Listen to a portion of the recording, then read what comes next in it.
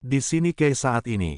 Ya, di halaman rumah senja yang sudah dihias pernak-pernik, acara pernikahan. Halaman itu mulai dipenuhi para tamu dengan pakaian rapi. Kei mencari Senja hingga datang ke rumahnya. Setelah hampir 3 minggu, Senja tak lagi terlihat di pantai tempat ia menghafal Al-Quran. Tepatnya setelah pertemuan terakhir mereka. Maaf Pak, ini pernikahan siapa? Tanya Kei pada seorang laki-laki yang berjalan melewatinya. Loh, memangnya ini, tidak tahu. Kei geleng kepala, ini pernikahan putrinya Pak Kumar. Jawab si laki-laki. Maksudnya, Senja? Tanya Kei. Kei yakin itu pernikahan Senja. Karena alamat yang ia tuju, sudah betul. Lagi pula dari informasi yang ia dapatkan. Senja hanya memiliki kakak laki-laki dan itu pun sudah menikah. Betul, pernikahan Neng Senja, ujar mantap si laki-laki. Kei begitu terkejut. Kenyataan ini, bagaikan petir di siang bolong bagi Kei. Harapannya pupus sudah. Wanita yang ia idamkan, akan menjadi milik orang lain. Bapak permisi, pamit si laki-laki. Membuat Kei kembali mengais sisa kesadarannya. Dengan tersenyum, Kei menganggukkan kepala, sopan. Si bapak tersebut berlalu dari hadapan Kei. Setelah si laki-laki tadi menjauh, satu tetes air mata meluncur tanpa permisi, mengalir melewati pipi Kei. Para tamu makin berdatangan. Sungguh, berita pernikahan ini, mengikis harapan Kei. Namun Kei mencoba menguatkan hati. Ia segera melangkah pergi dari keramaian. Tujuan utamanya mencari keberadaan Senja. Setidaknya ia ingin melihat Senja untuk terakhir kali, setelahnya Kei akan mencoba untuk mengikhlaskan Senja dimiliki lelaki lain. Kei berkeliling, mencari kemungkinan dapat menemukan keberadaan Senja. Kei menengadah menatap langit. Ya Allah, jika keridoan untukku, belum luntur karena segala kehilafanku. Maka izinkan hamba bertemu dengan makhluk imut ciptaanmu itu, barang sejenak. Doa Kei di dalam hati. Saat Kei selesai berdoa dan menundukkan kepala, maka bagai doa yang mustajab. Samar-samar Kei mendengar orang berbincang, berasal dari sebuah ruangan yang jendelanya terbuka lebar. Kei mendekati ruangan tersebut. Makin dekat, Kei seperti mengenal suara halus seorang perempuan. Dari tutur lembut dan suaranya yang halus, Kei yakin, itu suara Senja. Senja, Mas, Kei. Senja yang mendengar namanya dipanggil dengan suara lirih pun menoleh pada sumber suara. Kei tengah berdiri di luar jendela sedang menatapnya.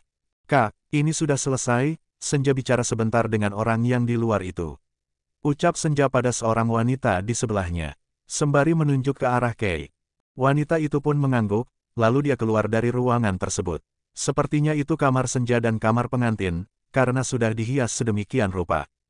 Mas Kei, ada apa? Mari masuk, ngobrol di dalam, tawar Senja. Terima kasih, di sini saja. Hanya sebentar, ini pernikahanmu, tanya Kei kemudian. Dia merapat ke dinding tepat di sisi jendela yang terbuka. Senja hanya menunduk, tidak menampik ataupun mengiyakan pertanyaan yang Kei lontarkan. Namun, kemudian Senja melakukan hal yang sama, seperti Kei. Dia merapatkan tubuhnya pada dinding, posisi mereka saling membelakangi terhalangi oleh dinding kamar.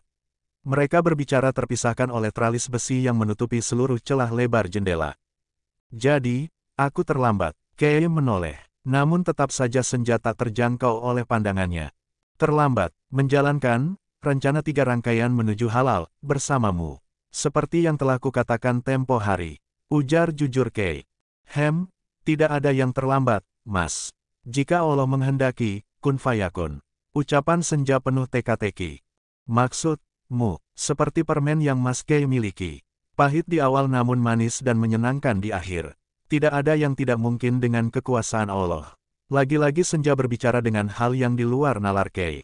Apakah laki-laki itu, pilihanmu? Pilihan Allah. Mana berani aku mendahului ketentuan Allah? Kei sungguh dibuat pening oleh jawaban Senja. Oke, lalu, apakah laki-laki seperti dia, yang memenuhi kriteria calon imam untukmu? Tidak juga, tapi kamu mau menikah dengannya. Kei ingin jawaban yang jelas. Sebetulnya, impianku, ingin mendapatkan imam, seperti Rasulullah SAW. Walaupun tidak semulia Nabi, paling tidak, akhlak baiknya mendekati. Jawab Senja mantap. Mimpimu terlalu tinggi. Di zaman sekarang, aku pikir kriteria calon suami seperti itu amat langka. Bahkan pada pemuka agama sekalipun. Kei seperti mematahkan harapan Senja. Aku memang bukan Sayyidah Aisyah, aku pun tidak secantik dan sepandai Sayyidah Aisyah. Namun tidak bolehkah, aku ingin seperti Sayyidah Aisyah, yang mendapatkan anugerah dicintai Rasulullah dengan segala sunnah dan keromantisannya, kalaupun tidak. Minimal laki-laki yang akan menjadi imamku, cukup mendekati akhlak mulia Rasulullah. Tandas senja. Rasa bersalah kini merasuki relung hati Kay. Ia menyesal atas perkataannya baru saja. Berdasarkan rasa kecewa dan juga amarah terbendung. Tidak seharusnya, Kay mematahkan mimpi wanita tersebut. Maaf, singkat Kay, namun terdengar amat menyesal. Tidak mengapa, setidaknya, Mas Kay sudah membuka pemikiran lain dari keinginanku yang terlalu egois. Ujar Senja dengan nada suara yang halus dan juga tersenyum penuh ikhlas. Senja, Neng, pihak pengantin pria sudah tiba. Terdengar suara perempuan yang memanggil Senja dari arah luar kamar. Iya mah, sebentar, nanti Senja keluar, sahut Senja. Mas Kay, pulanglah. Terima kasih atas niat baik Mas Kay, untuk melakukan 3 rangkaian menuju halal bersamaku. Namun aku mohon maaf jika pada akhirnya mengecewakan niat baik Mas Kay. Tidak adakah kesempatan lain untukku? Jika Allah mengizinkan, kesempatan itu akan selalu ada. Izinkan aku melihat wajahmu untuk yang terakhir, sebelum kamu dimiliki orang lain. Pinta Kay dengan lirih. Maaf Mas, sepertinya tidak bisa. Tolong Senja, walaupun aku tidak dapat mewujudkan rangkaian menuju halal bersamamu, setidaknya berikan aku sebuah kenangan agar aku tidak akan melupakan seseorang spesial yang pernah mampir di hidupku. Pinta Kay terdengar memelas. Melupakanku, adalah kenangan terbaik. Karena Mas, sudah menghindari dosa zina. Zina pemikiran, jikapun Mas Kay, berkeras hati tidak ingin melupakan aku, maka lebih dekatlah dengan Allah agar agama bangga padamu. Seperti yang pernah Mas pinta, agar aku menolongmu. Maka hal dekat dengan Allah adalah pertolongan dari sebaik-baiknya pertolongan. Mulai lakukanlah hal mudah, agar Mas dicintai oleh Allah. Apa itu? Salat wajib 5 waktu. Membaca Al-Quran, puasa dan zakat, sedekah. Insya Allah kehidupan Mas Kay akan lebih terarah untuk lebih dekat dengan Allah. Itu kenangan dariku, Mas. Semoga Mas Kay mengingatnya. Hal itu, berat, Senja. Hal itu, justru yang paling mudah dilakukan, Mas. Walaupun memang paling berat untuk dilaksanakan. Maka, pecutlah diri Mas Kay untuk lebih istiqomah melaksanakan perintahnya. Lillahi ta'ala. Senja dan Kay sama-sama menitikkan air mata. Entah apa yang Senja pikirkan. Ia pun merasa sebagian hatinya lenyap dengan pernikahan ini. Terlebih setelah bertemu Kay yang nampak urakan namun santun. Senja melihat itu memakai hati dan perasaan. Bukan menggunakan penglihatan semata. Bagi Kay, jelas sudah. Ia kehilangan harapan dan arah yang baru saja ia temui, beberapa hari kemudian. Calon suaminya Senja, tanya Kay, sok akrab. Kay nyelonong begitu saja, mendekati seorang laki-laki yang sudah berpakaian khas pengantin pria. Betul, Mas ini siapa? Apakah, Mas ini salah seorang santri putra tempat Senja mondok? Tanya calon suami Senja, ramah.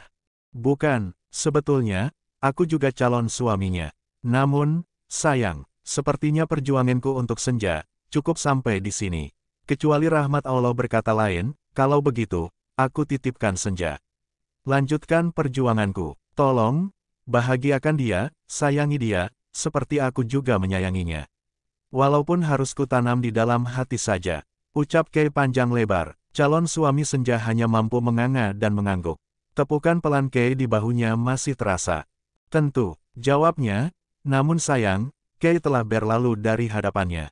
Laki-laki itu mencoba menetralkan kembali nafas dan perasaannya. Asteris. Kay, wei, ngelamun aja, hati-hati jangan ngelamun. Ayam Mbok Imah, kemarin tewas. Arka menepuk bahu Kay. Kontan tepukan kasar itu mengagetkan Kay. Gara-gara ngelamun, tanya Kay, polos, kecebur sumur, bisik Arka, sambil mengekeh. Lu, gue pikir seriusan, dah ngagetin, dasar kunyuk jomblo. Sungut Kay, sembari menyikut lengan Arka. Mas Kay, ngaca dong. Sendirinya jomblo abadi. Snewen bener, lagi datang bulan ya, ledek Arka. Ah kampret, ngomong sama lo, gak rapi. Mulai balapan yuk, biar cepat pulang.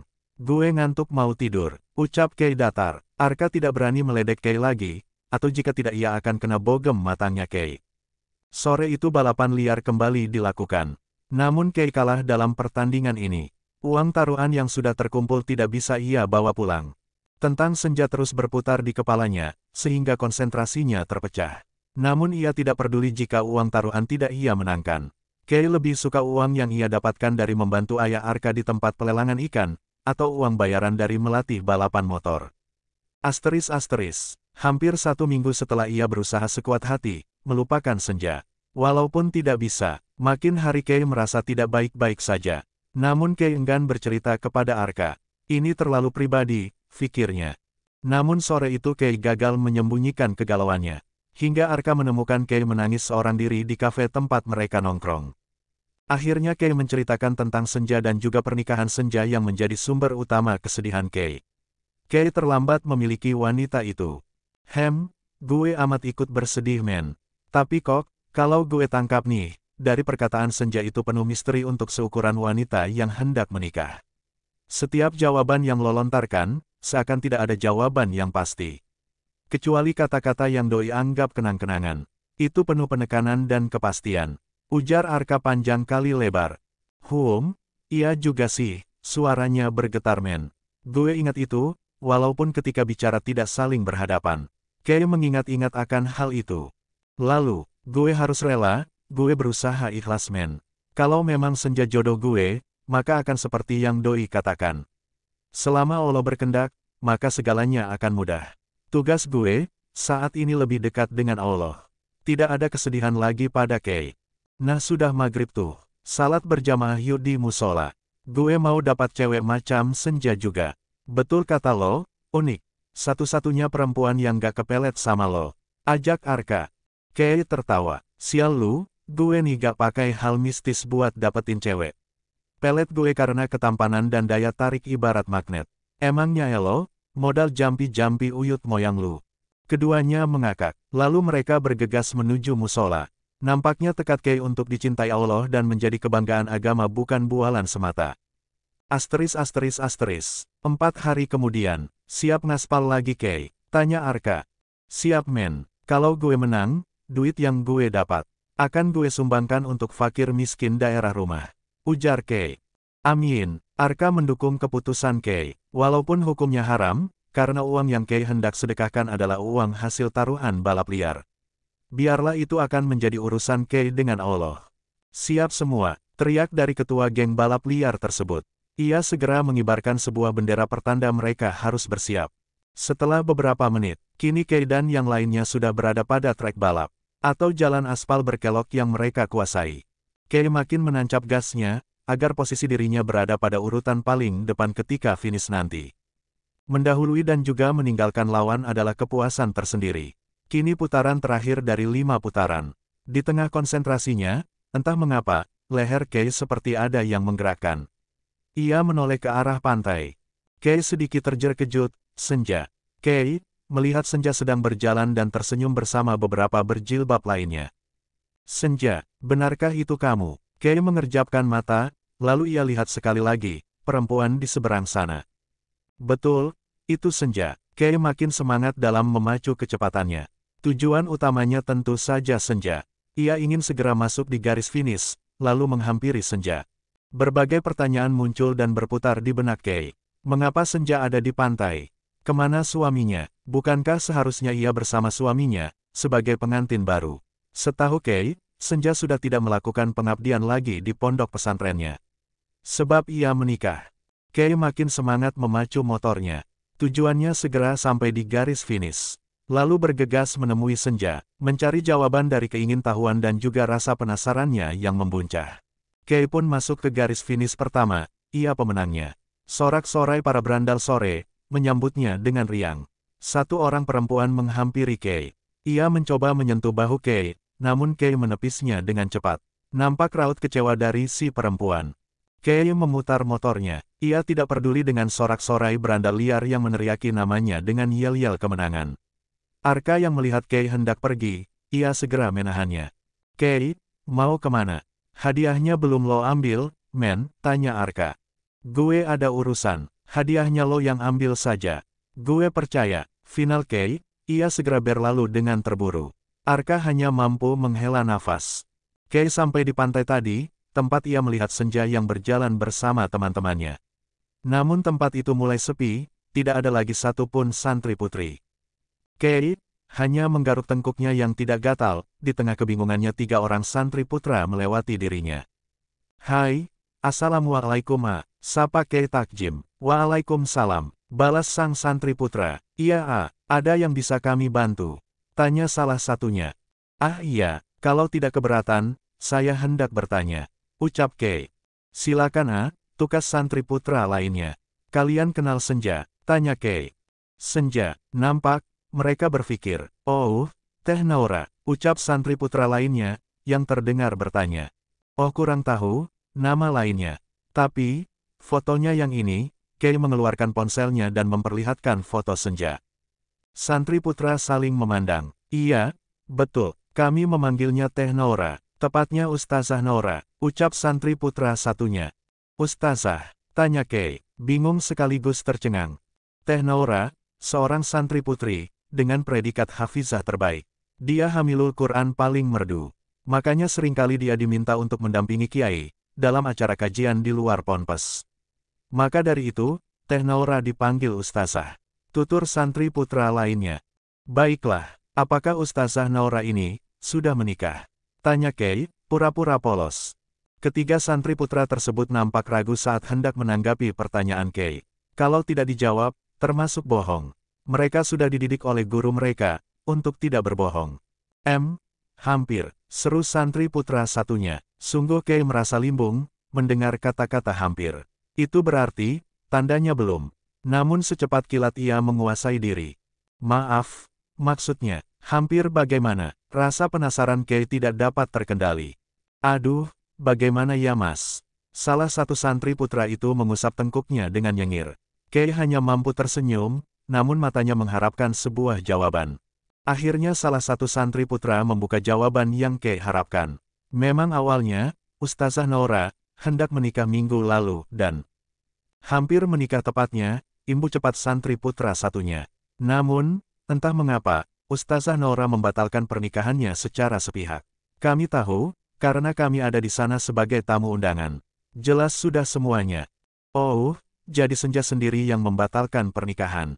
tanya Kei dan dianggukkan kepala oleh para santri tersebut. Setelah tidak ada hal lain yang mereka bicarakan, maka para santri putra pun berpamitan untuk pulang ke ponpes. Kei pun mengucapkan terima kasih, dan masih berdiri di tempatnya, sembari menatap kepergian para santri putra itu. "Senja, ku harap, pembatalan pernikahanmu, bukan karena hadirnya aku di sana waktu itu. Sekeras apapun aku menginginkanmu, aku tidak mau merusak kebahagiaanmu. Aku ikhlas harus sakit bertahun oleh perasaanku, asal kamu bahagia," bisik Kei pada dirinya. "Namun jikapun itu benar, saat ini kamu tidak jadi menikah, maka, aku akan berjuang kembali untuk 3 rangkaian menuju halal, demi untuk bersamamu, Senja." Tekad Kei. "Ya Rob, izinkan aku meraih Senja kembali." Doa Kei lirih. Dengan hati berbunga-bunga karena harapannya tidak jadi kandas. Maka, Kei pun memutuskan untuk memohon restu orang tuanya. Mungkin dengan resiko kemarahan sang ayah, karena ia memilih perempuan lain, selain pilihan ayahnya. Bahkan mereka pun belum mengenal Senja. Namun Kei tidak peduli, hatinya, perasaannya, tubuhnya, hanya menginginkan Senja. Keesokan harinya, "Apa, Kei, perempuan itu tidak jadi menikah?" tanya Arka. Menurut informasi dari para santri putra yang menyaksikan pernikahan mereka, Senja membatalkan pernikahan itu, men. Pembatalan pernikahan. "Iya, gue harus gerak cepat untuk menikahinya, mumpung ada kesempatan. Sebelumnya, gue harus balik untuk meminta restu dari nyokap bokap," jawab Kei. "Oke, kapan lo balik?" "Hari ini, men. Lo ikut ya, kita bawa motor saja," idenya Kei. "Oke, kita berangkat sehabis zuhur," tandas Arka dan ditimpali anggukan mantap dari Kei.